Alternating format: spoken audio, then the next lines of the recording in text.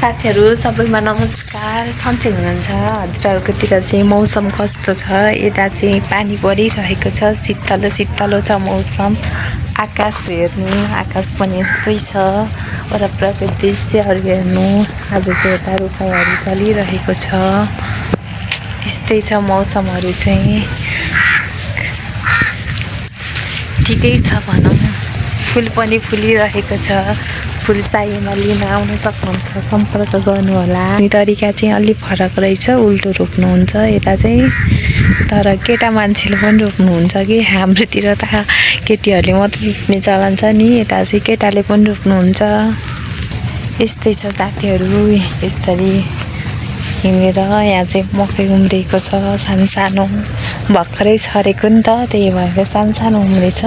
यहाँ चाहिँ करेलाको झाल छ, करेला चाहिँ पाकेछ, आफै पाकेछ बोटैमा, पकाउनै पर्दैन, कति सजिलो छ। भिडियो हेरेर के कस्तो लाग्छ तपाईहरुले सानो प्रक्रिया पनि दिनु होला। मेरो भिडियो मन परेदेखि मेरो भिडियोलाई लाइक अनि च्यानललाई सब्स्क्राइब गरिदिनु होला भन्न चाहन्छु।